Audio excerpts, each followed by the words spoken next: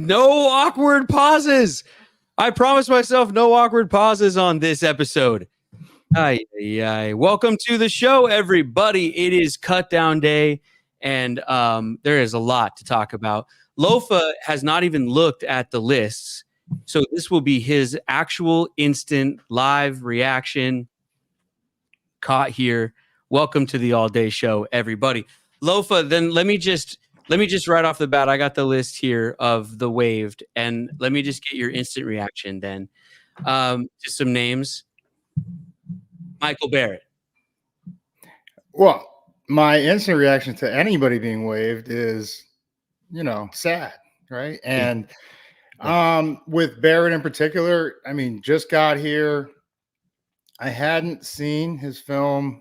I believe it was in Carolina. So, that I think it's the understanding of he probably hasn't shown enough tape yet he's going to revert to practice squad most likely. And then I don't think they're worried about anybody claiming him, because that's kind of what happens in this scenario. Guys get waived, and then all of a sudden, all these transactions happen of, okay, well I want to get into all the nitty gritty on each guy, which we will, but I was more just looking for a, ooh, ah, oh, sort of instant reaction. And then we'll get into the nuts and bolts of it. How about Dee Eskridge? Instant reaction. Quick unfortunate. thought. I'm, sad because he showed everything that we wanted him to show. It's just unfortunately probably too little, too late. Halani. Not surprised. Kid's a beast. I fully expect him to be somewhere. Okay. We'll get into the whole running backs room for sure. How about Ty Okada? Senor Okada. Yeah. I don't know how to say sad in Spanish, but if you do, this would be the time, Brett. Last one, Patty O'Connell. Patty O'Connell. Just a beast. And again, we'll get into depth if you want to talk. But yeah, it's a sad day around the league for many players. And like what we talked about on the live last time, you go from 90 down to 53. Man, that's tough. Hey, thanks for joining the show, everybody. While you guys are populating the stream here and entering your first comments, and I'd just like to welcome you all and everything like that, and say that last week went great. Let's set another record this week. Welcome in, everybody. It's the live reaction show. Man, you were just speaking to it right there. What's a day like this like from a player's perspective? Man, it's sad. These are your brothers, right? And myself, I didn't go through it as a young guy. It's generally the first or couple years, like rookie or earlier guys that go through it. And I never knew what it was like, even though we're all on the bubble. I don't care where you're drafted. If an organization feels they made a mistake, they will move on. And in terms of even a draft pick. So I never firsthand, but seeing my brothers pack up, say their goodbyes, it's brutal, man. But this is the facts, or this is the nature of the beast, man. This is a business first. Is it kind of a weird day though, too? Because it is so sad on one side, but then it's a bit celebratory for 53 guys who are seeing their dreams come true. And so is the mood is it kind of awkward? Yeah, in a lot of ways. I mean, you're happy for your brother that made it, right? I mean, at least my perspective would, even if I got cut, I'm like, hey, man, you did the damn thing. Congrats. And but my message always to any of the young linebackers that I spent a month with, all off season with, I was like, hey, the journey's not over until you say it's over. So this could be just a lesson learned and how to get better. And I've seen a lot of them apply it, and they found a way to make it. I mean, hell, we're going to see one in first week with Denver Broncos, Alex Singleton. And we'll get to that when we get to that game week. But I mean, this is a kid that got cut at a camp, first wave of cuts back when they had first wave. And he inked a big deal 2 years ago. And he's one of the top leading tacklers the last several years. Well, the only thing I can liken it to is just auditioning for a show or a movie or something like that. And you see people that especially if you've been doing it for years and you're in the same waiting room with each other. Sometimes you even rehearse your lines with each other, but only one person is going to get that part, or several people are going to get each part in the cast. But then you're still going to see each other, and you're still sort of rooting for each other because you kind of hope they're rooting for you. But so it's tough sometimes, I guess. But Brett, you ever been in a cast call and one of your boys got it and you didn't, or vice versa? of course, absolutely. I've screen tested for many a TV show that I didn't end up getting. And sometimes, much like similar, I guess, to a training camp, you go through different rounds, especially if you get to a screen test. That's like 7 maybe appointments deep. And so you're going through it with the same people the whole time. So it is this weird mixed emotion of like, being happy for whoever got it, but also, of course, you really want it yourself. So yeah, I understand. But even like you said, let's take it a step further. Those 7 rounds, 8 rounds, that's a lot of time invested. Yeah. We used to have 2 or 3 waves of cuts. Now it's all at the end. So imagine how much more dramatic in actor sense. Yeah, that's tough. Yeah. Yeah, that's a good point, man. Yeah. I think we set the stage here talking about Uchenna and his injury, and sort of then how that shapes sort of what we see here and maybe sort of how some of this played out. I think, this happening earlier in the week, he sprained the MCL during the game. Of course, we all hold our breath when we see this news come across, because I think, a lot of the defense was going to be built on him and what he was going to do this year. He was going to be a big subject for us, or still is a big subject for us with what's going on. But what was your just thoughts when you saw this? And then let's get into sort of how it shaped the defense here, and I think how the roster ended up. Yeah, it's brutal. And I remember seeing it when it happened, just grateful to see him walk off kind of under his own power. They were all, very alarmed, and went over and got him out of there. But the MCL, and we don't talk about injuries here like this, it's part of once a player, always a player. Don't want to speculate because that's what the injury report's for, ladies and gentlemen. But MCL sprains the medial collateral ligament, Brett. I don't know if you knew that. And I don't even really know what it is, but I believe it's your stabilizer, and that's a lot of the movement laterally when you're pushing off. So, okay, timetable 2 to 6 weeks. I believe, the beast that he is, he'll be back. I think it's more cautious. Take your time and make sure he's right. You saw the effect that it had on our defense when he was not out there, not just from a play standpoint, but also from a leadership aspect.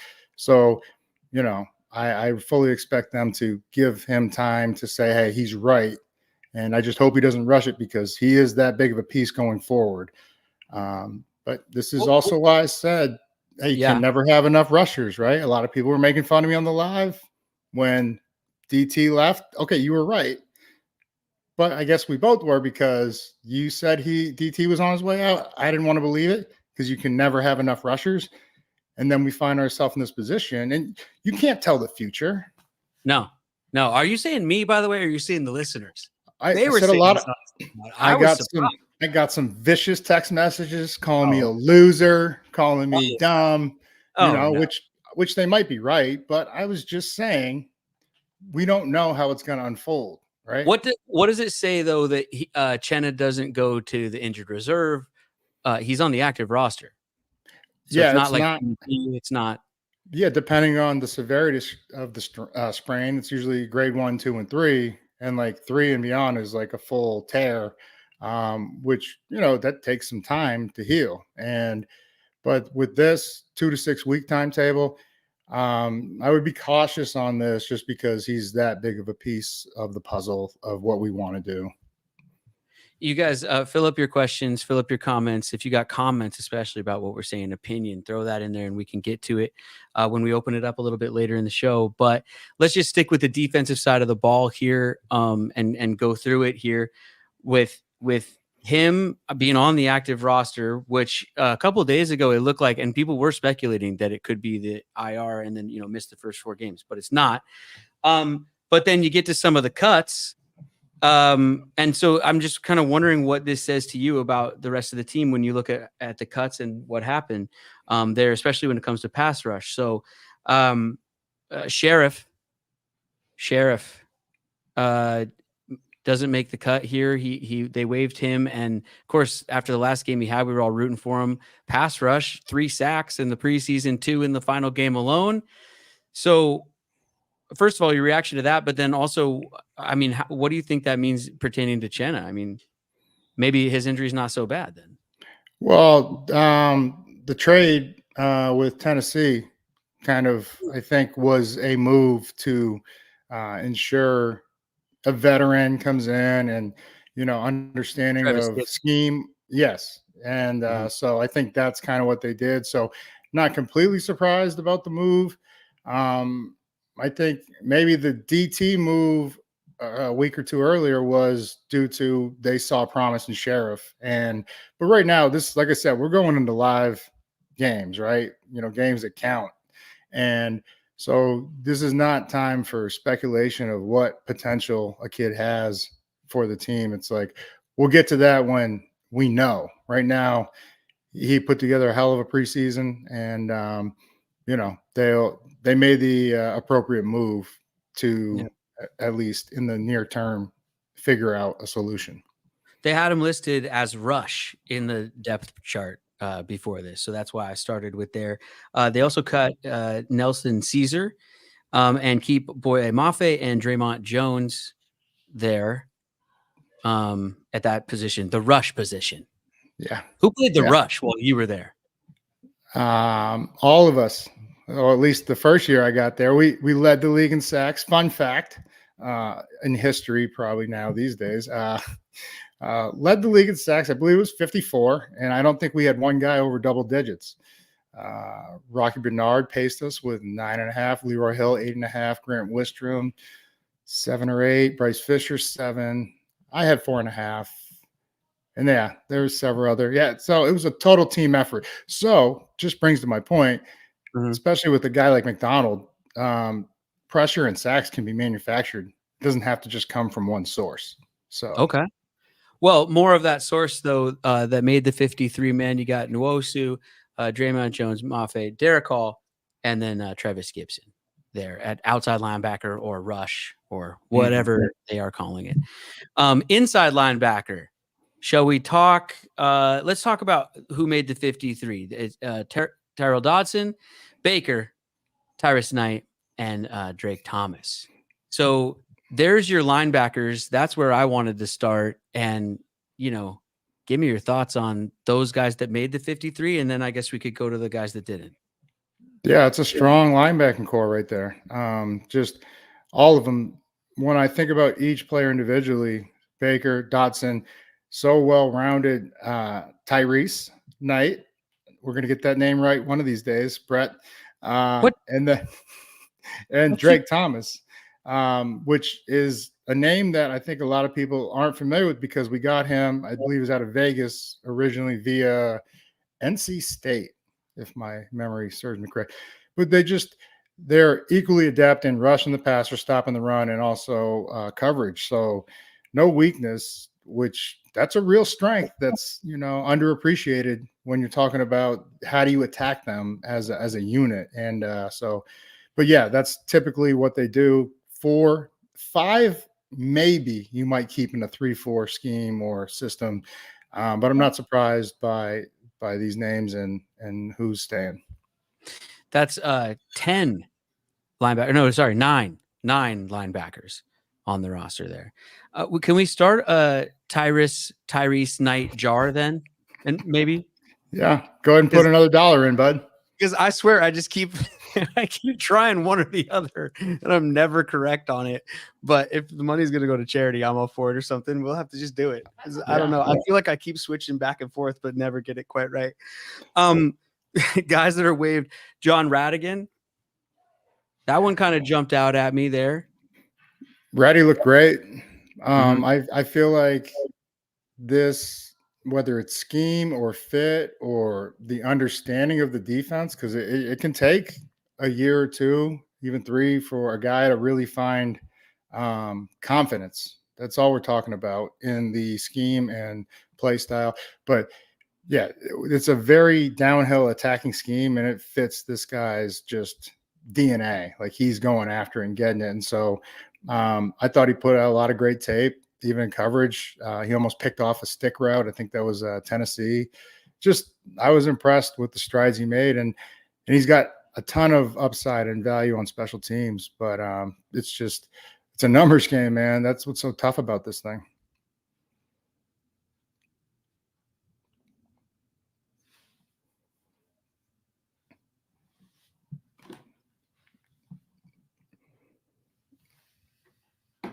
All right, what's going on here? Either way, the show goes on. What do we got? Here we go. Let's move over to, okay, we got defensive line. Okay, safeties. Man, I mean, you got to be happy. You got Kobe Bryant, who's just moved to safety, ladies and gentlemen, and he was all over the field. Even our boy Josiah likening him to ET3 and the Legion of Boom days. A little too early for me to go there, but loved everything I've seen about it. And then just the versatility. He can play outside on the island, and then he can come inside and he can go play nickel and present pressure and everything that you want out of the nickel. So sub packages, and I can't wait to see how they use him. Long season, right? You need as much depth as you can. And then Jenkins, Love, and even Wallace, those are 3 starters in the NFL. So I can't wait to see how they use all of them. But Julian Love, that first play on the run last week, just how he ran over the top, got the lineman to pull, and then shot the back door and made the tackle for like no gain, maybe at the line of scrimmage, 1 yard for loss. That's incredibly instinctive and, rarely seen out of a guy that doesn't get to do that a lot. We asked him to cover deep third, which is why he had all those interceptions and led to the contract extension. So that's exciting. Kayvon Wallace, oh man, I could watch this guy hit all day. All day. Yeah, you heard it. Shout out to the podcast. Where are we going next? Let's go corners. Brown, Pritchard, D. Williams, Witherspoon, Reek. So D. Williams, and I really feel like this speaks to what he does in the return game. Incredible. I think in college, and we'll get the fact checked on this, but 15.7 on punt returns, like a good to great punt return in the NFL, ladies and gentlemen, is like 9 yards or a first down, 10 yards. This guy averaged a first down and a half. And I know it was college, but with all the crazy schemes, the spread out punt, it's impressive that with all that going on, he still averaged 15.7. And then awesome in the kick return game too. And I can't wait to see with the new rules of the kickoff, how that's going to translate to, because they're just going real vanilla. Offense, defense, special teams, but especially on this kickoff rule. So all sorts of reasons to be excited. Specialists, I don't think anybody's surprised here, right? Pro Bowl punter, kicker, right? And then Stoll, who I'm pretty sure he's going to make a Pro Bowl soon too. So, yeah, I think that pretty much rounds out the specialist. If I were to say anything, it's more just what I recognize with Myers kicking a 59 or 60 yarder from the middle of the field. We might want to rethink that hash thing, that left hash thing, because that was a thing of beauty. But either way, golfers are kind of like kickers, or kickers are kind of like golfers. Might overthink some things, but he nailed the hell out of that ball. All right. 1 second. What we got here? Someone's texting me. There he is. Hey, bud, just in time to wrap up the show.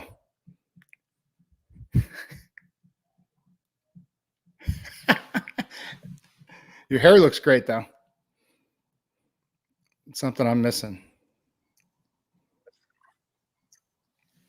Yo, oh, buddy, I'm I want to talk this roster, but I'm hot right now, man. I've never had more things plugged into a computer in my life. I've got a hardwired internet. I got a camera. I got microphones. I got wires coming out all over creation over here. And the whole thing just went black. I'm just sitting here. The whole thing craps out. It becomes a brick, and the fan starts going. I've never heard the fan on my computer in my life. Hello, everybody. Doing a live stream is easy as you all think it is. How Hollywood are you that you have a fan attached to your computer? No, in the computer. The fan, the little, like you hear it start whirring up. That's the thing. You're not supposed to hear it. That's why you don't know what I'm talking about. It's in the computer. Oh my gosh, everybody. We will keep going as long as I'm still here, and we'll keep rolling through. Where were we? Where were you guys? Let's get back on track.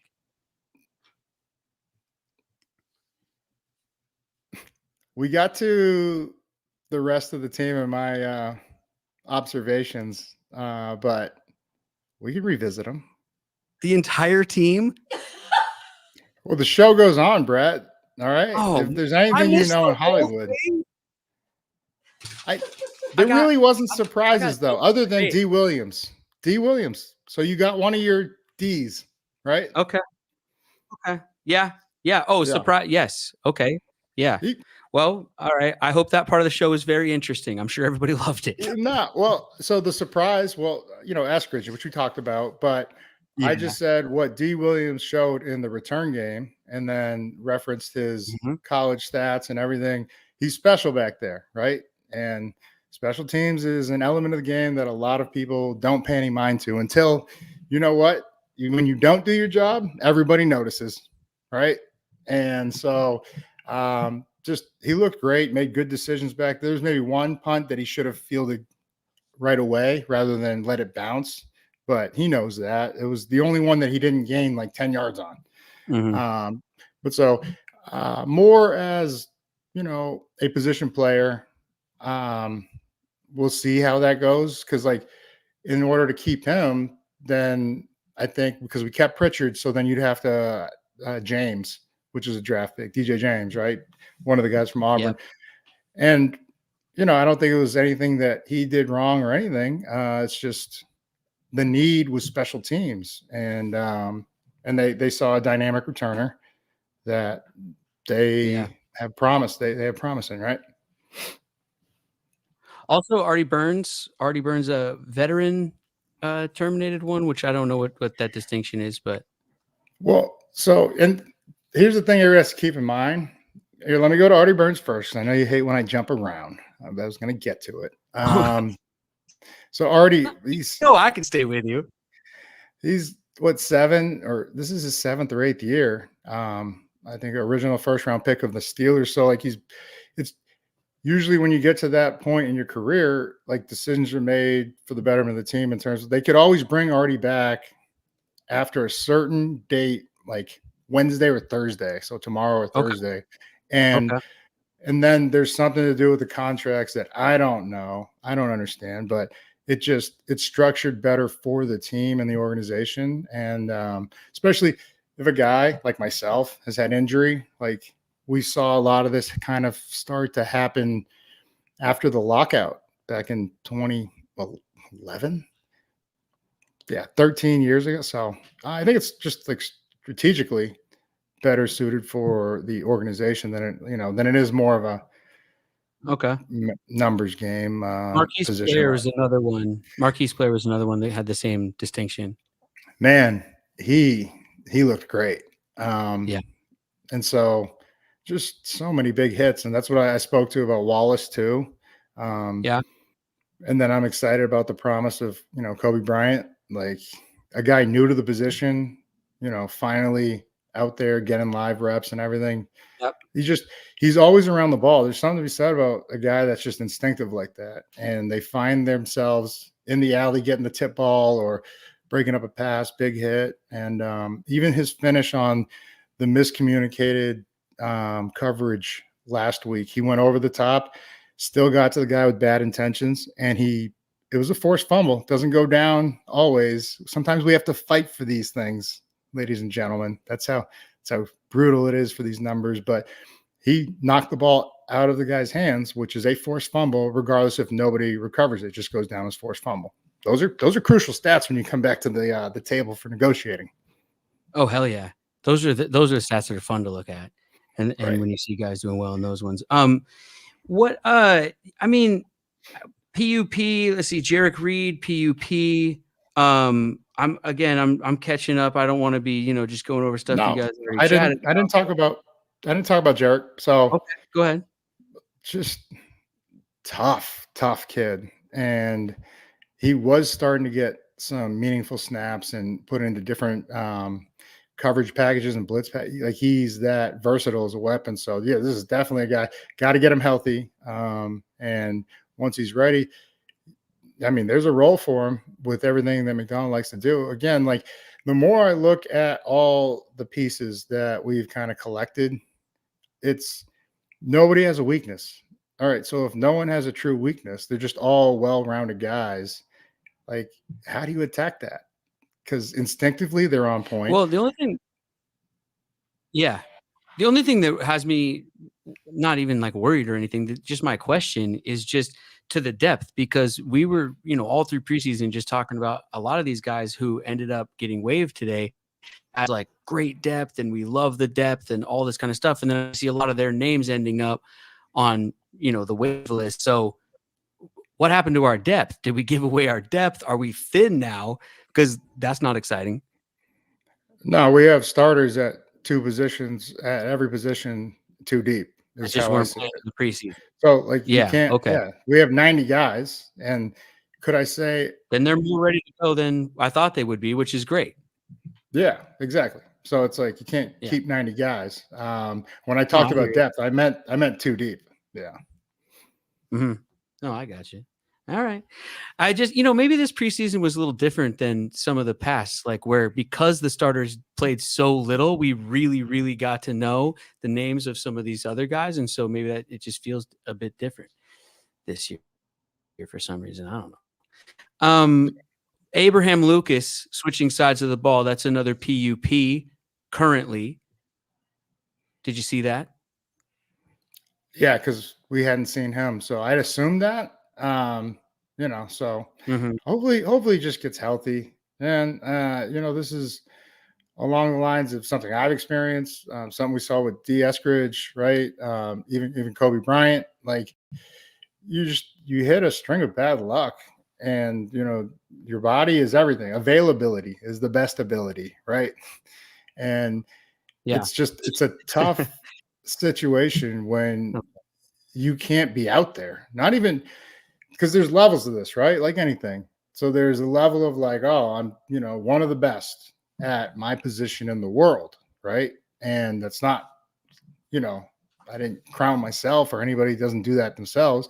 It's what is voted on through several things, all pro, all the other things. But then you're just like, man, I'm not even close to what I really am, like after an injury sets in, but you're out there. And we spoke to this on the live last week. It's like, I had a bunch of people text me after this. If you're out there, you're assumed to be 100% healthy. Well, no one's 100% healthy after going through a full off season and camp. Things happen, muscle strains that lead to other, inefficiencies. But that was the best line. The line that everybody loved is like, oh yeah, he's healthy. The guy just sucks.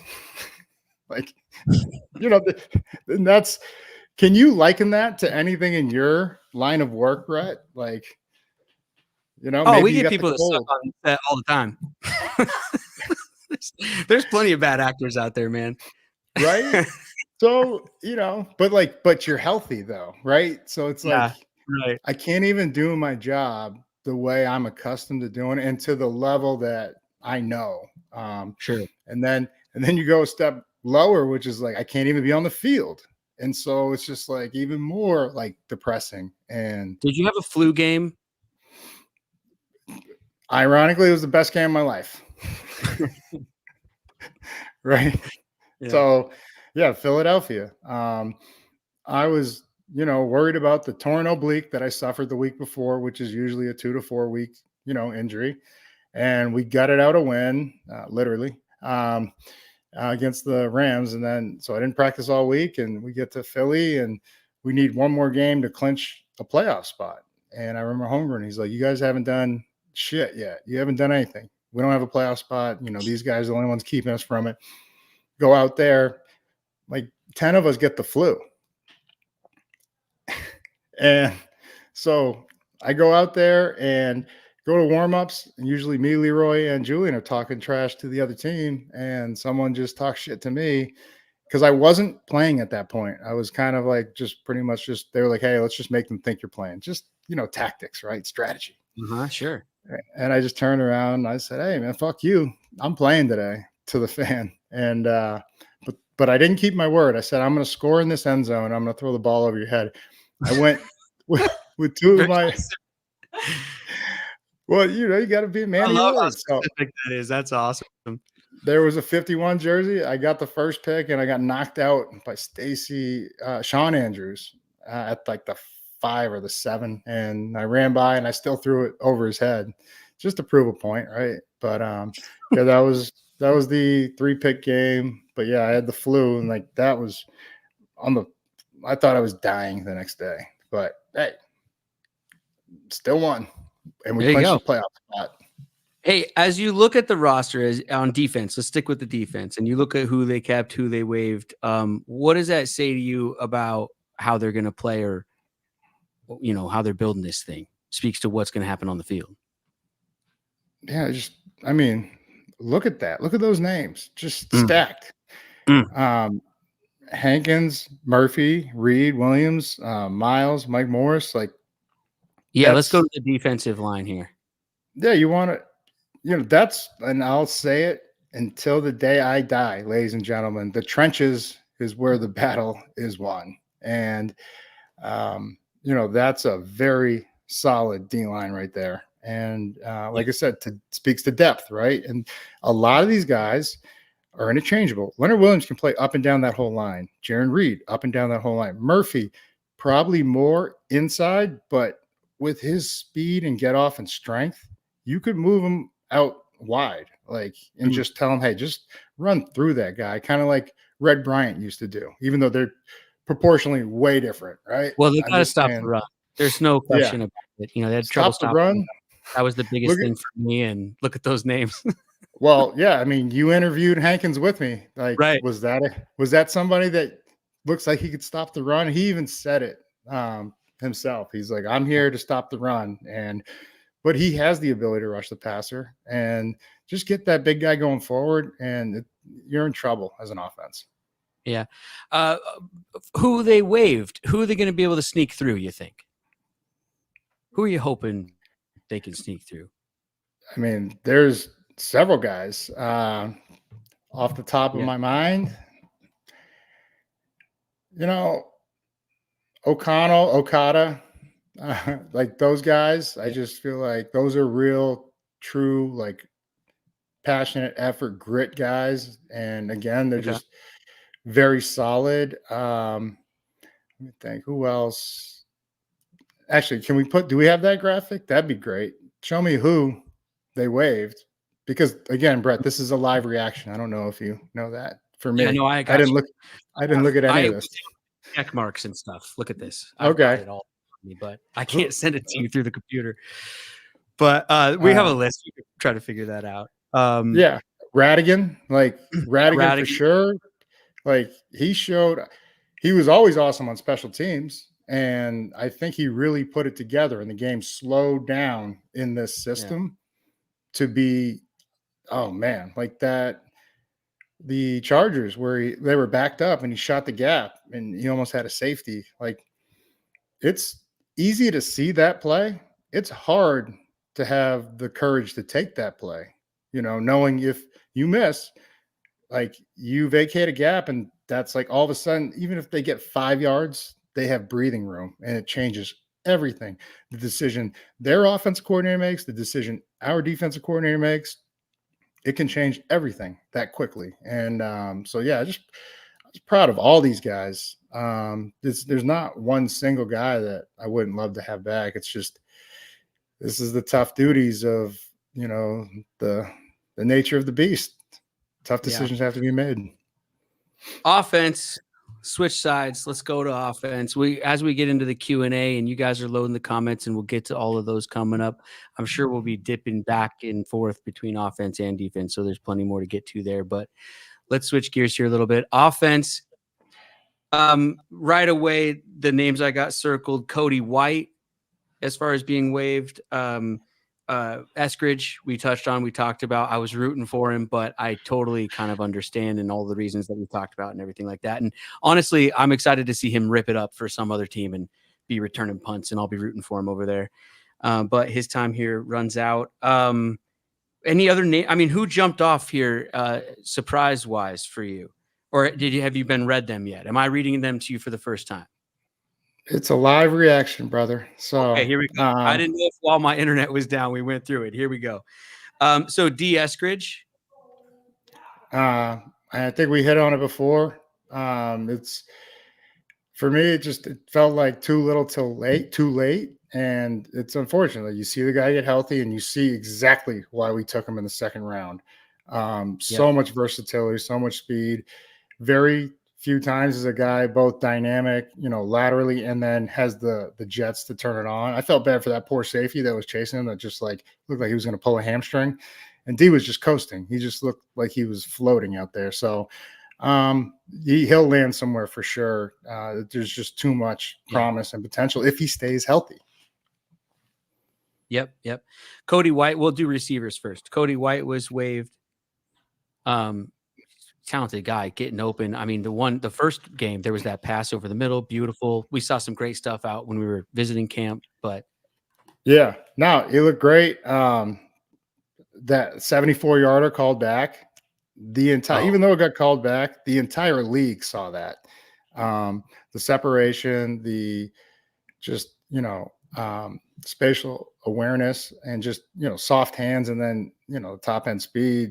He's a big dude, just impressive. And so he's going to be just fine too. These are, I think the offensive side probably had even hard, as tough as defense was, some real tough deliberation, I believe, on offense. How about East WSU Cougar?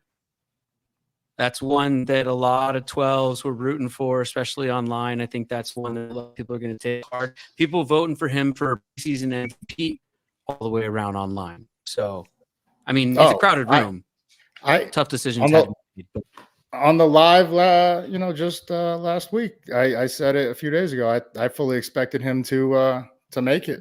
I thought he was one of the 6. So it'd be interesting to see how many we kept, right? I guess we can get to that next, but yeah, he's a guy that no one sees coming. Just tremendous, instinct, spatial awareness, hands, just gets the job done over and over. And I think it's a crowded receiver room. Of all the rooms, that is a brutal room. Well, I'm going left to right here. I see Dee Eskridge over here. Then I see running backs over here. So we'll get there. The guys that made the team in the receiver room, of course, DK Metcalf, Jake Bobo, Tyler Lockett, Derek Young, JSN, Laviska Shenault. There they are. Yeah. So they're keeping 6. Yeah, and it was going to be Young or Winston, I really believe. And Young, he's a freak of nature, and he looks great and he looks healthy. So, but I said Laviska, man, I'm not so sure if we only kept 3 running backs, because they might intend on giving Laviska some carries, and that guy can do everything. Like you were saying, you were likening him to Debo and Cordero Patterson, right? Yep. He's a Swiss Army knife, and he's lethal at any time he gets the ball in his hand. And he's just tough.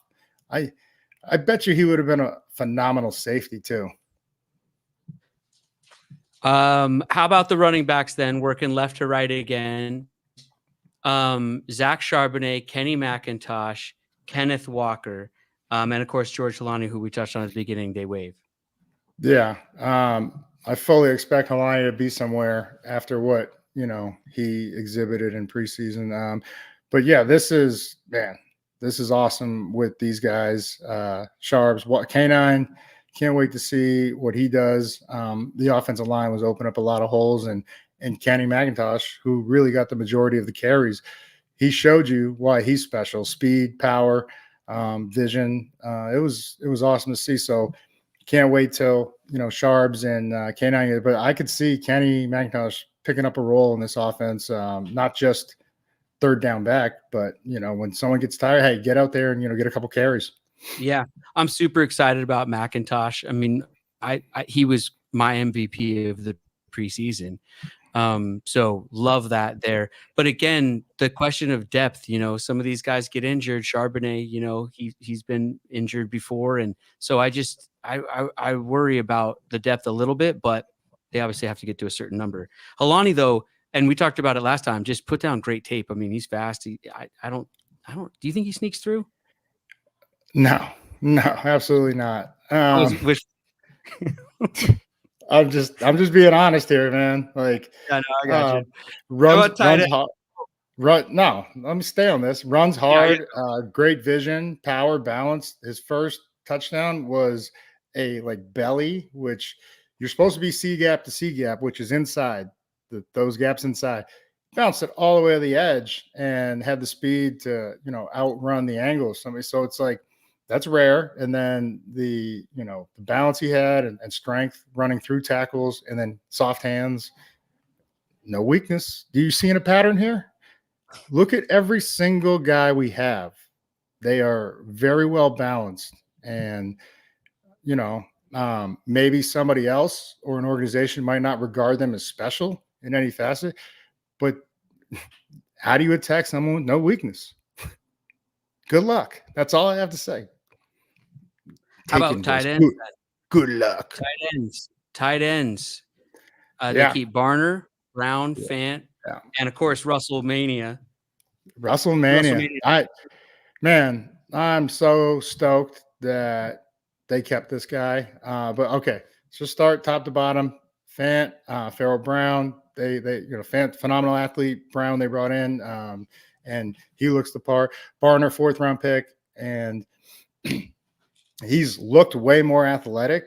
Like in college, all they had him do was really blocking and doing the dirty work. So you love that from a mentality standpoint. This guy just gets the job done, but he is more valuable than people realize as a receiving threat. Reddy Russell, though, this guy, I can't say enough great things about him. And he's just so, why do you love him so much? He's so instinctive. There's you go across the history of the game and you just think about a lot of the great tight ends. They just have that incredible physique. And I mean, he's a big dude, athletic and everything, but watching him come back to the ball, like I said, this is why I likened him to Travis Kelce, a young Travis Kelce. That's a rare ability that is just innate. He understands, and I'm probably growing up, he was probably a receiver and or even a basketball background. I'll do my research and have that for you next live or next podcast. But it's a rare athletic tight end in terms of just, he looks like a receiver to me. He looks just like a very big receiver that understands his surroundings, spatial awareness. Going to keep going back to that. And he makes people miss off of an understanding of where they're at positionally. Their hips are turned. It's almost like a basketball player crossing you up. If that hip's locked, I'm attacking it, right? Attack the upfield foot. So I feel for Jack West over here. He's a injured wave in the tight end room. By all accounts, having a great camp, but got injured. And what do you think the future holds for him there? Oh shit! The journey's over when he says it's over. He's a dog. Not just literally went to UW, but I watched his game, in college, and it translates, man. Special teams, just everything. You could put him at fullback and, just go in and run ISOs and power, and he'll do the dirty work. And that's what I really loved about him. And again, as we look at the whole list, we got just some tough dudes, right? Yeah. And I think, that's by design with how McDonald and Schneider sat down when they met in terms of the interview. Yeah. Okay, how are we going to go forward, and what's kind of the profile going to be? I mean, you can win with tough dudes. That's kind of what this says to me as I was reading it today, as things were coming out. And it, scheme wise, how they're drawing up the X's and O's, that remains to be seen. We'll see that as the season goes. But personality wise, like you just touched on, that's kind of what leapt off the page as I was reading some of these names. And it speaks to like identity and things that you got to establish, especially in year one. And so as a fan, I mean, I'm really excited to see how this thing plays out with who they've got. We talked about the weapons. Quarterbacks real quick. There's this kid, number 7, Geno Smith, who yes, I can report he will make the roster. Geno Smith is on the team. And then you got Sam Howell, PJ Walker waived. Thoughts on the quarterback room? Were you surprised to see Geno make the squad? No, I was one of few in Seattle. Because when we traded for Howell, all the rumor mill was going, talk radio was going nuts. This is a guy that threw for so many 1,000 yards in his first year in Washington. Yeah, he's good, and he is a future starter in this league.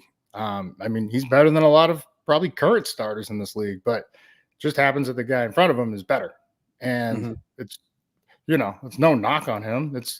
It's at the time when Geno was backing up Russell, it was the same way, same dynamic. And then, Geno changed the narrative, right? So I fully expect Sam and the competitor he is to do the same. It's just going to take a little time because, this is Geno's team and they play for him. And I think that's the biggest thing at quarterback. You need a guy that everyone wants to play for. So not surprised. I still love PJ Walker. Like, just the resilience and the fight he showed when we played him last year. And then even I think his first game he got called into action when someone got hurt was against the Niners.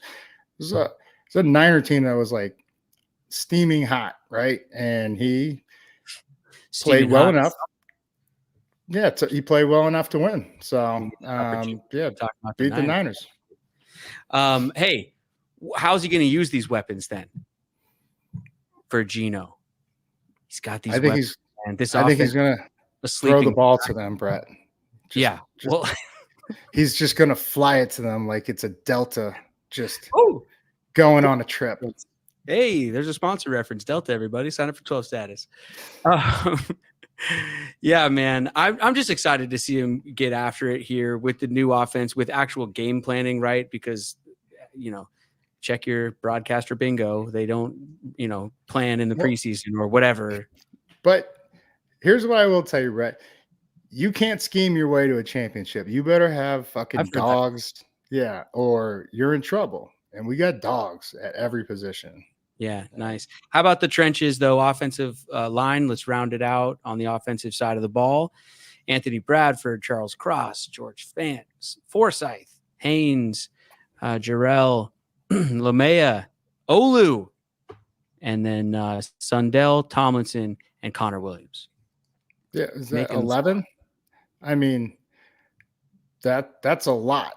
And I don't know, just off the top of my mind, I'm just wondering, do we have some personnel packages where one of these guys is going to be playing tight end? Now, of course, Fant did it in the past. There's Cross is a phenomenal athlete, but I fully expect him to stay at tackle. The other name, let me see.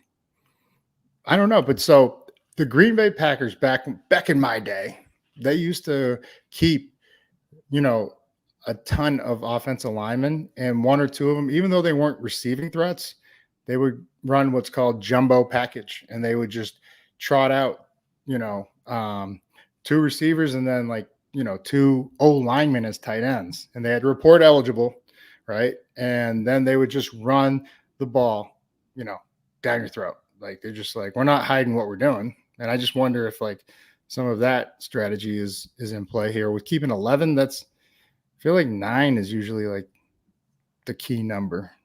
No, that's cool. That's a good take. I'm gonna have to look for that as they start playing. I like that. Special teams. your kicker is Jason Myers. Yeah. Yeah, he's a beast. Pro bowler. Is that good? Yes. Yeah. Yeah, I did revisit. I visited this earlier, and I keep thinking about the hash thing. I just keep thinking about the hash because he fucking nailed one from 60 right down the middle. Yeah. So does the hash matter? I don't know. I don't know either. We'll try to keep records on it. Michael Dixon's your punter. No surprise there. And actually, I didn't even make the Chris Stoll. You say his name. You put some respect on his name. Thank you. Thank you. Dude, I mean, we should open it up here to questions. And if you got, go ahead and throw them up as they come in here. But just, your excitement level, your expectation level, how do you feel now seeing these names? And, because now we're rolling, right? Like, and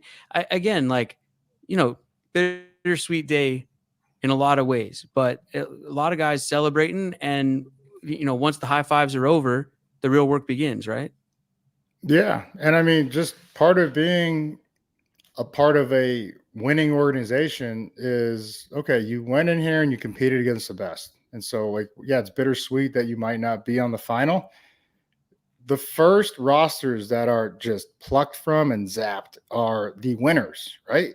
Because other organizations want winners. And so if they see a guy that they liked pre-draft or everything, and he's not able to be here because of a numbers thing, they'll go get him. And so a lot of the guys that we could not keep, I fully expect to get opportunities elsewhere. And so that's, but excitement level, it was like here, maybe here. Now it's like, whoa. Yeah. Off the charts. Also though, too, this guys that we let go of that'll be picked up, but also guys that other teams let go of that maybe even we pick up. I mean, this 53-man list that just came out right now, is this the 53-man list that they go into week 1 with? Anything can happen, brother. And that's the, so like, talk about even more bittersweet. You could be like getting the news. All right, well, 4 p.m. Eastern rosters are supposed to be set. And then, a name around the league, which, that's something maybe we could revisit this weekend, like, of transactions. We'll go out and it's like, oh, well, we didn't know we had an opportunity to him. Yeah, we'll get him. And then, so now someone who, like, all right, could take a breath. Like, think about these kids, and they're kids, right? Even when I felt confident I was going to make it as a rookie because of where I got drafted, you're still a kid, like 22.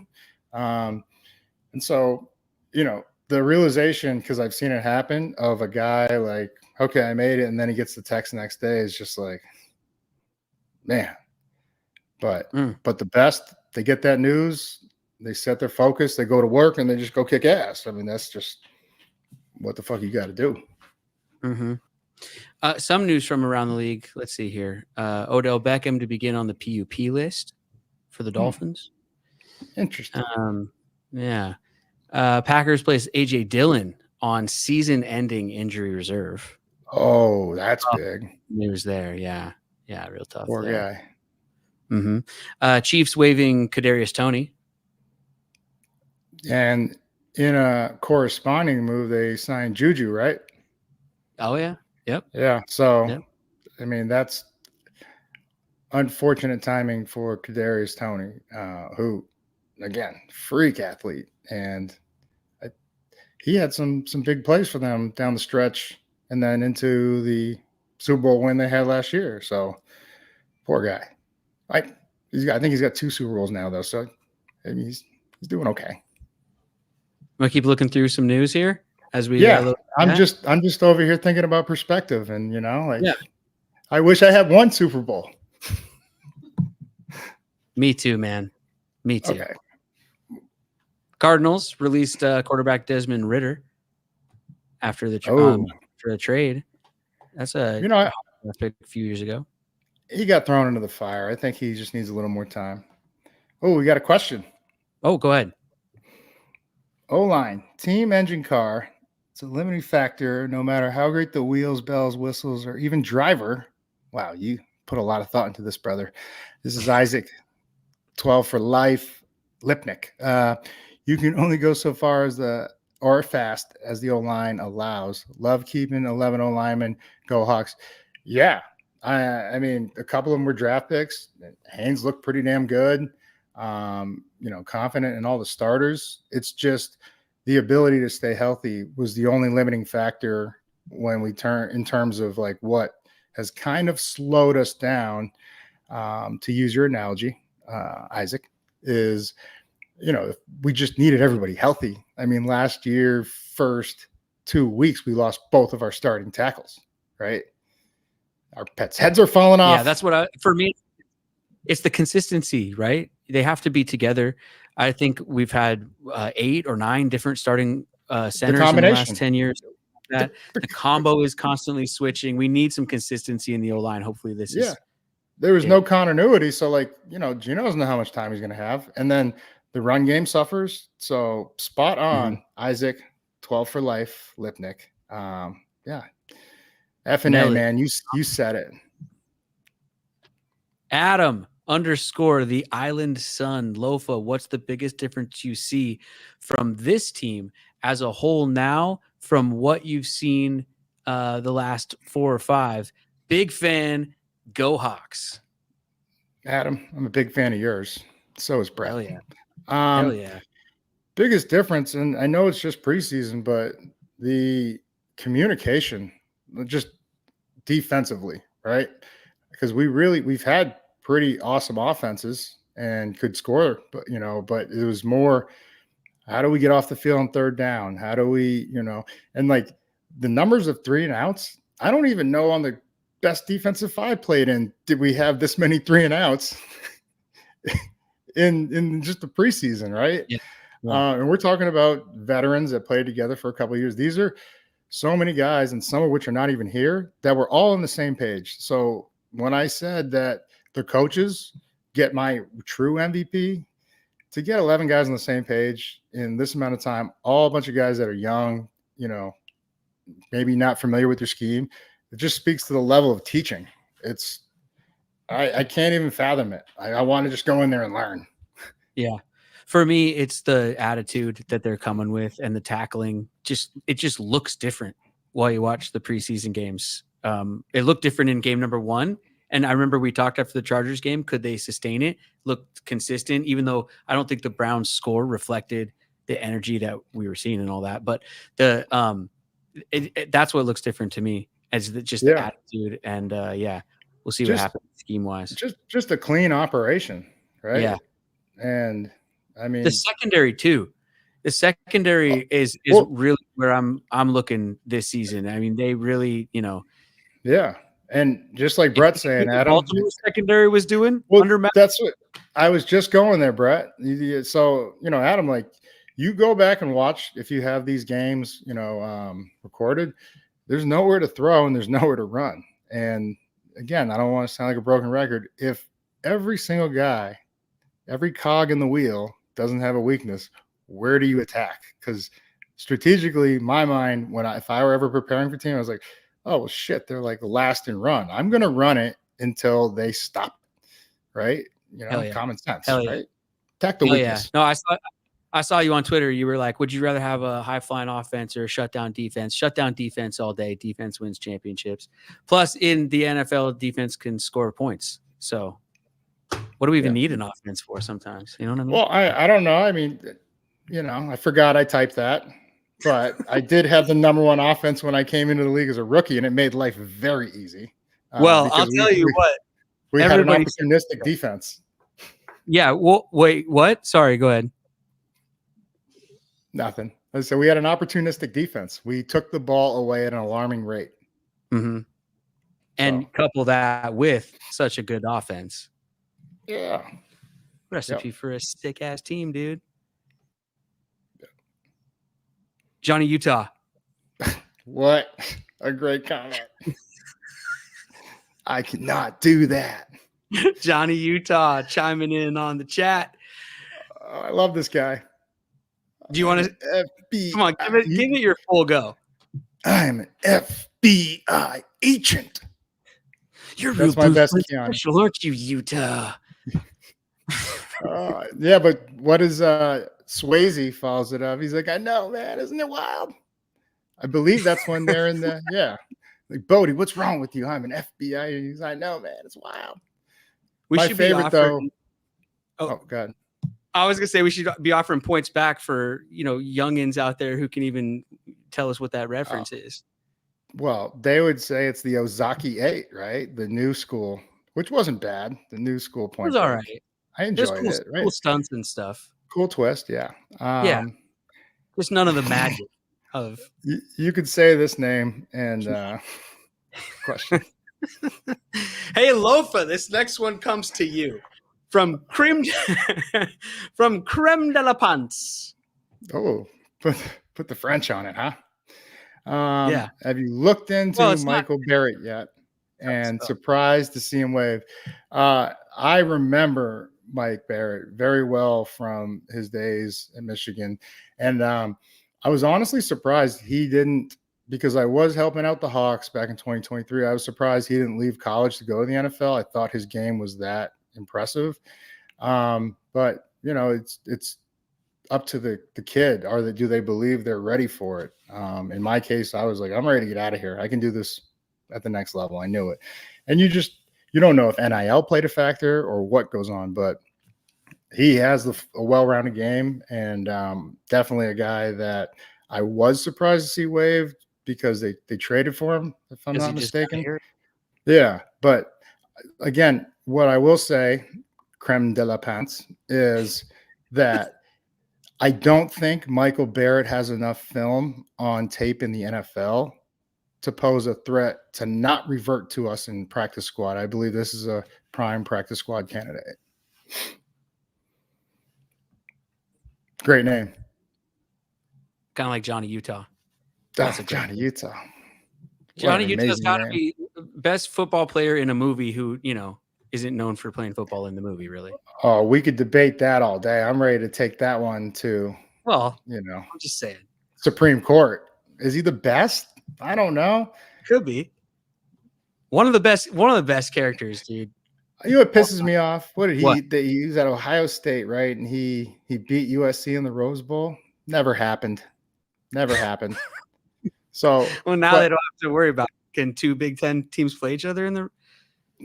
But and then you take it over to the replacements where he was Shane Falco, Footsteps Falco.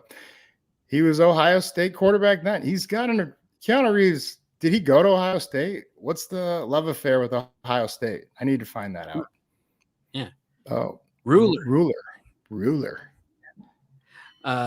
Do you think Grubb's offense from college is going to struggle in the NFL with the higher caliber players on defense? You know what? That's an excellent question, Ruler. I don't. Just off of what I've seen, I don't think he's even gone halfway into the bag of tricks and schemes that he has ready for these guys. But the pre-snap or the ability to use motion, there were people flying all over every snap. And I always wondered, like, how complicated is that? Because John Gruden used to do this, and he would shift motion and all just to do a simple dive. But if one guy's out of gap, you were screwed. And so I think there's some wizardry or sorcery that he has behind this, but I don't know. It looked like a very, again, well run or operation. And just when you motion a guy on defense, it could ruin everything if everybody's not on the same page. And I want to say there was 70% of our snaps involved motion on offense. Well, and the offense worked great at Washington with the players that Washington had. Rome, how talented. Their receiving core in general was extremely talented. And that offense was great, save for the last two games, or, the Texas game, but the Michigan game, we'll forget offensively about that one for a second. But all the time leading up to that, now you take that same offense, you plug in DK Metcalf, Tyler Lockett, JSN, the talent that we talked about at tight end, the talent at running back. So I don't see why not. Yeah. Yep. and then just a good understanding with a veteran like Gino. But just to your point, Brett, McMillan, Polk, and Dunze, they all had ridiculous preseasons, right? And then Penix looked amazing to the point where they're like, "Do we start this guy?" Or at least the media frenzy has said, Sure. "Give him the chance," right? So, Yeah. Good question, Ruler. Good question. I'm excited on both sides of the ball, man, just for the freshness and for the attitude and for everything that we've been talking about. Because when I mean, how many of us have gotten a new job or changed out there? Like, you come in with a fire and an intensity, and that's what I mean. All the coordinators are new, everybody's new. They're going to want to prove it. Josiah here, you want to read that one? Sure. What up, Josiah, Boost? put in the chat. Always coming with the great questions. Okay. So this is totally hypothetical, and it relies on the perspective of each player or who's answering it. So how about, would a player rather a Super Bowl championship ring as a key starter on that team, or be known as one of the NFL's greatest to ever play the position? Thinking back to Angry Doug versus Chris Carter, what would you choose, Lofa? Give me the ring, please. My precious. That's all I wanted. I just wanted a fucking ring. I don't give a shit if anybody. We over time, sadly, people are going to forget that Chris Carter even played, even to this day. Like if you don't know football, like Chris Carter, it sounds like a regular dude. Like it's just the way it is. Time moves on, but that ring and what you went through and what you did with your brothers, that is forever. You cannot take it away. Like that's football immortality. So, of course, so is Hall of Fame, which is, I think, also to Josiah's point. No, give me the ring over the gold jacket. And I know everybody's like, "Oh, he's lying." No, all I want, the thing I love most about football was being part of something bigger than myself, the team aspect and my brothers. All I wanted was that 05 fucking ring, man. Oh man, now you guys got me going. But I'm gonna have to sit around in my off time and think of something Lofa would trade for that ring. Maybe. Is there anything? yeah, go ahead. Think about it. Never gonna happen. Never gonna happen. Yeah, my firstborn? No, I'm just kidding.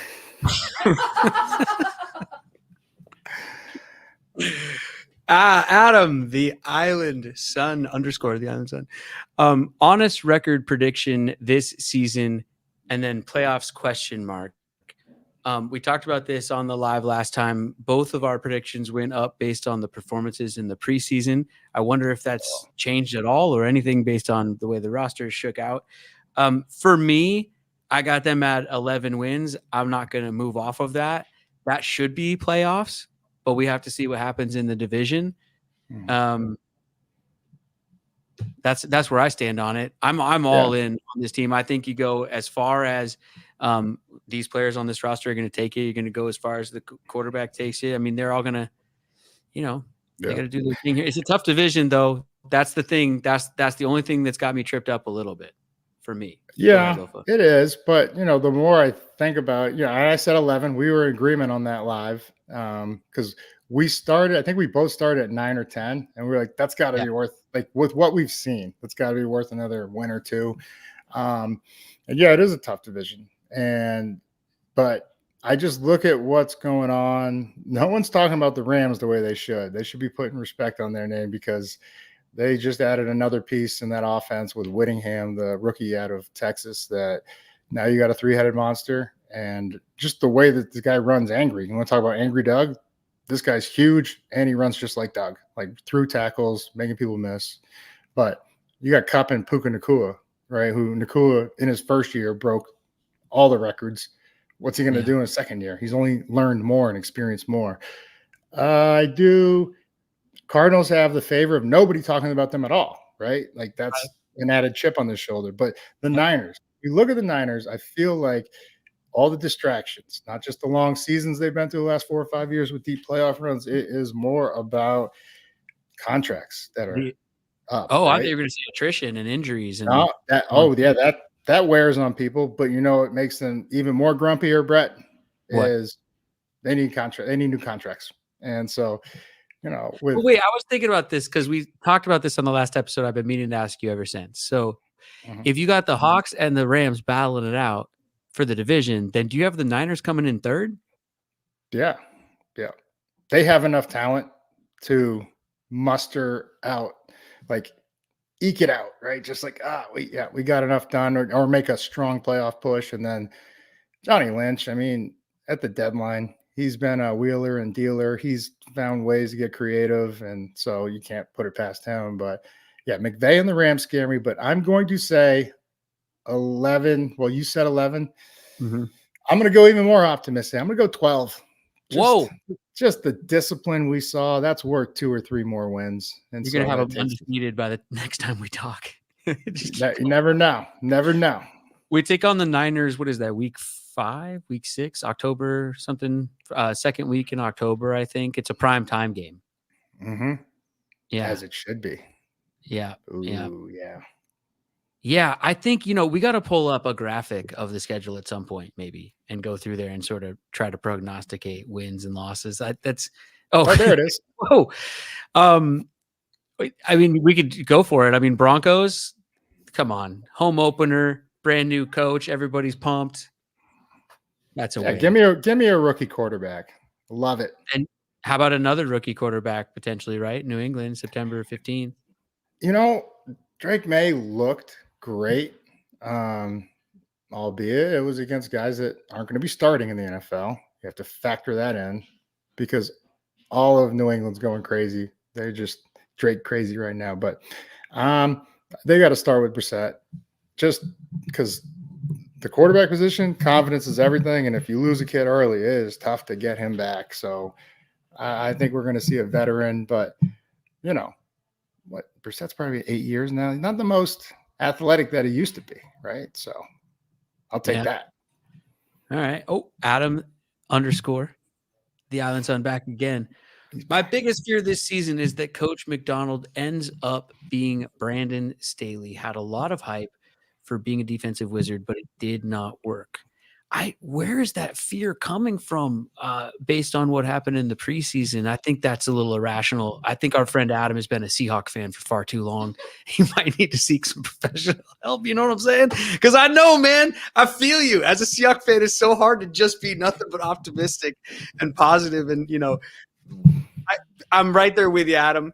I really am, brother. I feel you. But it's hard to let your guard down and trust as a Seahawks fan. But yeah, I feel it happen to me, but I just hope I don't get led down that path, change is difficult. It's scary. I understand where you're coming from, Adam. I do. But until McDonald gives us reason not to believe and trust, I have to go with what my eyes saw in that preseason. And again, I got to go back to it. Like some of these guys aren't even here, and the consistency that they've played with was incredible. And that speaks to coaching and the ability to get the message through, but also just be detailed about how you go about your business and just a clean operation. So, Staley, it's man in the arena, right? I know all these coaches, unfortunately, are at the disposal of our judgment and us saying I could have made that call. Until you're that guy making that judgment call with 40 seconds left on the clock and everything. And we can point back and, just say, I would have done it differently. He would have done it differently. It's a learning process and experience for him. So I think Staley will do fine and then eventually learn from those mistakes as a first-time head coach, right? So don't want to judge him too critically because I've never been a head coach, right? So yeah, but fans can judge. That's what fans do, right? It's not foul. I think the toughest thing for me, knowing what the task is as a coach, that's the perspective I carry is I was a player and then I turned around, I was a coach, and I know the gravity of those situations and the judgment calls and how everyone's going to hate you if it doesn't come out right. And everyone's going to love you. He's just bold. He's just strategic. But yeah, the one game where he went for it 3 times in a row on the one or wherever and it didn't work out, that's tough to come back from. The game down in Jacksonville where they were up playoffs, right? They were up 26 or 24. And then you lose that. It's tough. We're obviously riding high on this team, but what amount of wins would equal success? Let's say they fall short of our lofty goal. here in season number 1, but is there, like, you know what I mean? Like, it's the first year. Yeah, I mean, Adam's I don't got know, me like, feeling a bit more realistic all of a sudden. Maybe he well, scared me, but no, well, okay, let's just take it back to the last is time we had a 500 new head good enough? Would coach. we all feel satisfied with that? Would we feel like that's a successful year? I mean, I know they can't technically go 500, but you know what I mean. Let's take it back to the last time we had a new head coach. When Pete got here, was 7-9. Was everybody thrilled about that? No, I I wouldn't say wasn't. thrilled, but Okay, but like, understandable new year. I mean, there, it's not as if okay, well, people define were. success. We went to the playoffs, so everybody viewed it as a success. Was it a successful year? Not by the competitive standards of Pete, that organization, the players, but we made it to the dance, right? Right, So, right. like, things like that, everybody's, opinion of success differs, but there's been a certain standard set, and the only way to change that is to exceed it. And we'll see what happens. It's the way too early predictions that we're in right now. Yeah, no, we got to see what happens once the season starts rolling. But that's what we do as fans. That's what we're supposed to do. That's what sports are for us. It's the entertainment of it, the soap opera of it, the drama behind the scenes. Okay, so what was your opinion of success? What are you saying is a successful year this year? I mean, 8 wins would feel good, I think. But again, depending on what those 8 wins look like, right? Like, what went right in those games, what didn't go right, what went wrong in the games that you ended up dropping, like perception and the actual, if somebody fumbles the ball last moment, gets it punched out, is much different than getting your doors blown off for 4 quarters, like, Yeah. different things feel different ways. So True, but that could just make you feel good. 8 wins is 8 wins. So whether the other 9 were blowouts, like, would that make you feel any better? I don't know. It's just, so it's all right. too many variables. Yeah, no, I feel you. Beating Oh, the Niners at least once equals progress, which I define as successful. Comes back in from Isaac 12_4 life Lipnick. Isaac, you and I are in complete agreement. Anytime we beat the Niners, love it. yeah. I mean, just like we had a run on them of many years of sweeps. Like, yeah, it's the tables have turned, unfortunately, and Yeah. so I would definitely define that as success, because you're closing the gap, right, of what was a dominant team in the division. Yeah, but you can't go 2-15. I and then I and I have those don't. 2 wins against the Niners and define it as a success, even Well, though maybe Isaac and I would, but as a yeah, team, I don't think they'd. yeah, yeah. I don't think you'd be excited about 15 losses, even if they came by 1 point. So it's still 15 losses. Uh-oh, we got fuck you, not sure. I think I think I have some sort of idea.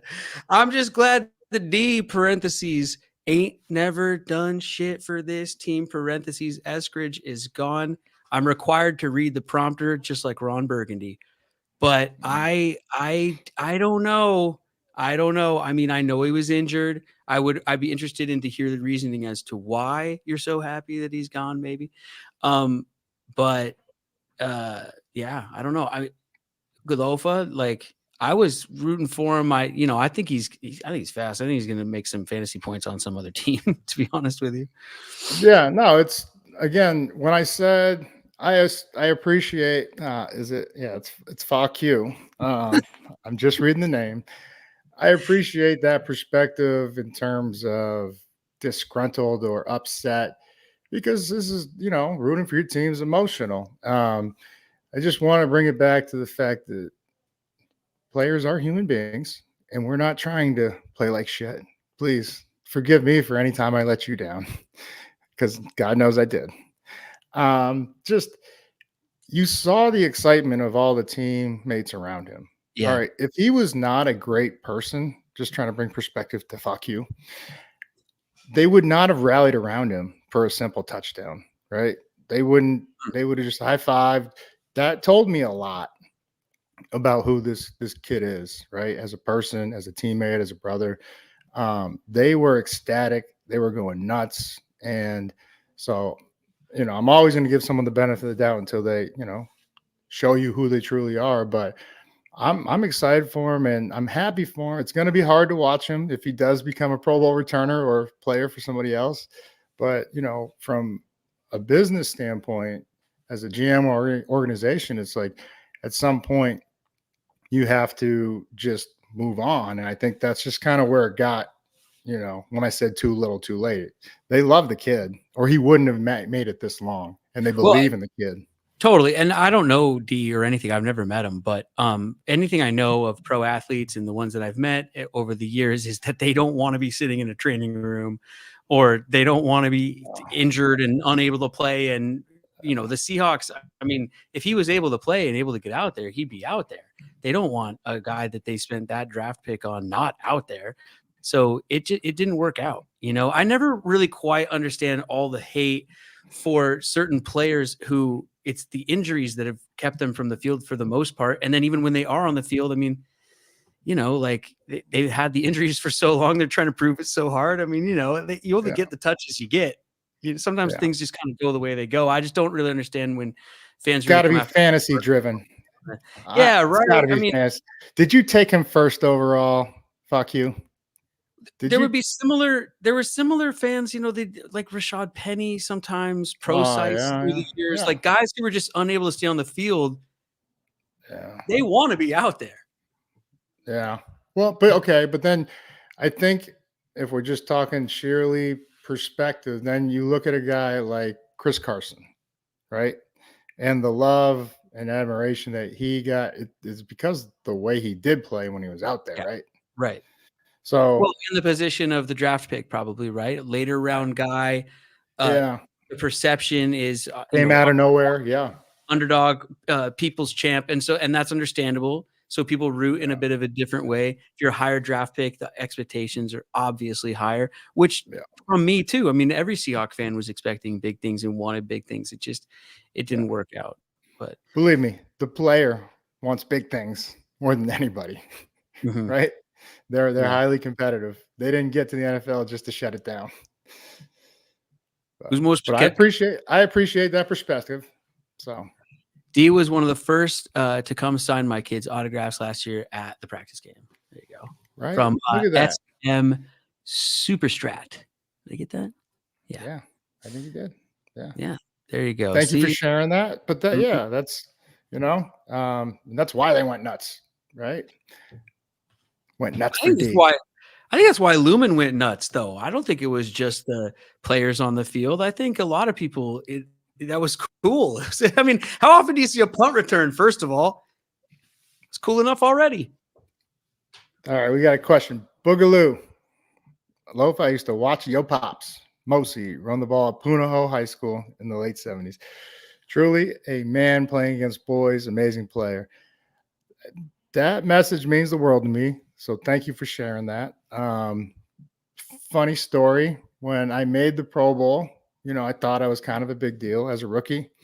Fly my dad over there, and we get off the plane. I'm with Hasselbeck. I'm with future Hall of Famer Walter Jones, future Hall of Famer Hutch, Robbie Tobeck, like Max Strong. These are legends, present day legends. And so we get off, and there are all these interviewers. They're just sitting there lined up and like, hey, Loaf, come here.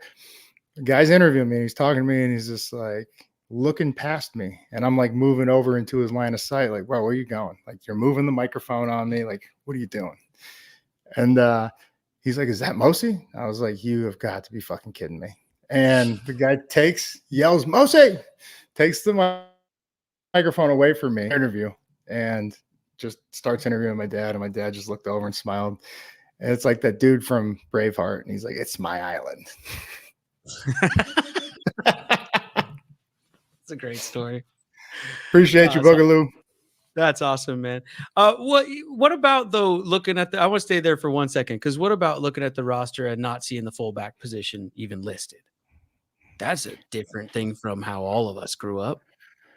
Yeah. I mean, the game evolves and it changes. Like, right?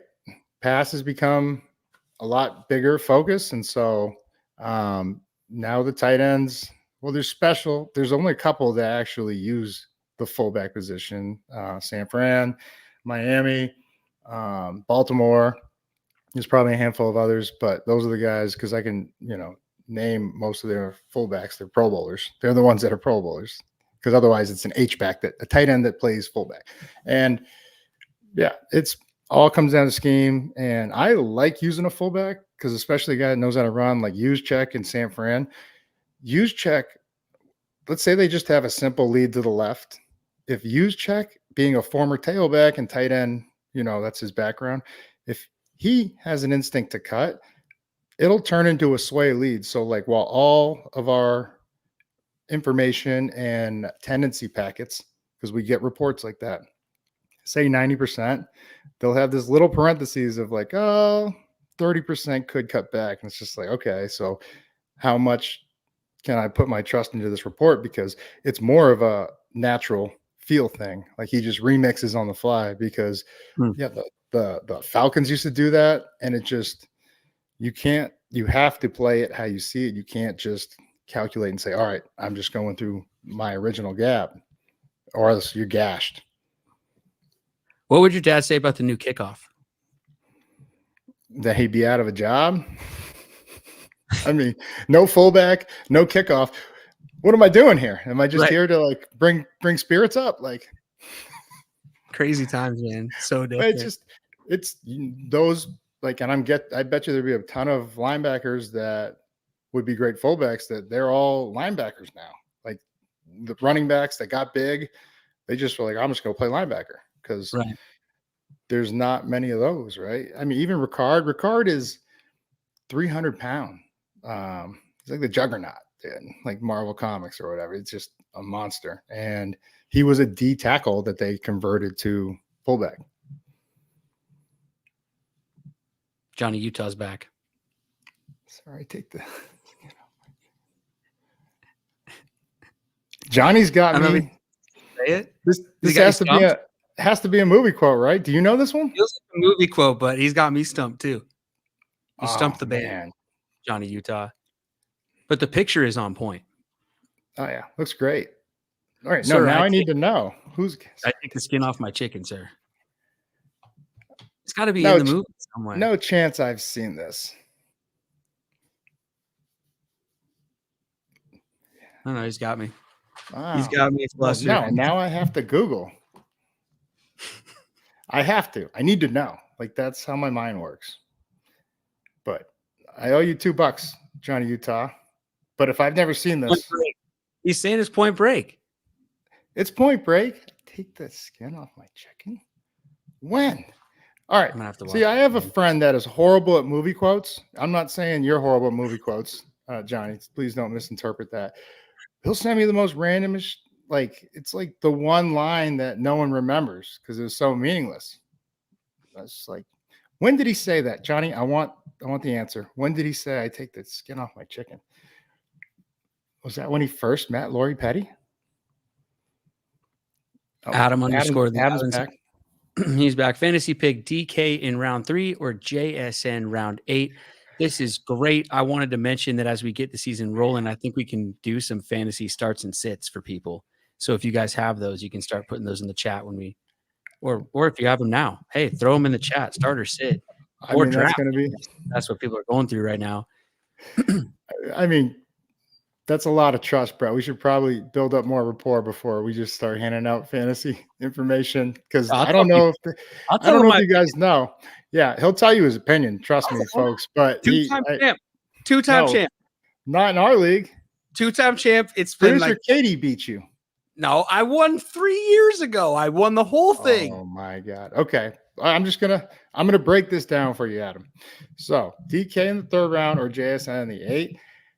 I think in terms of value, DK is going to score more touchdowns. So I don't know if you're a PPR league or if you're, touchdowns and get more bonuses, but I think targets are still going to tilt, maybe evenly, but tilt more to DK. But the red zone, I mean, you saw Gino air that beauty down the sideline. I feel like more of and I've always said this going back years, when we are at our best in the other offenses we ran, it was Lockett all down the field because he finds those creases and seams. This is exactly what JSN does. And then it was, DK in the end zone. He's the target because he's massive. So I could see them going back to that formula, Do you got DK for most touchdowns in the receiver room? Yeah, because I'm telling you right now, like, if JSN or Lockett, they're going to have to take it to the house. If we get down there, pew, it's going to let DK. Like, so. What if Chenault's always running them in, though?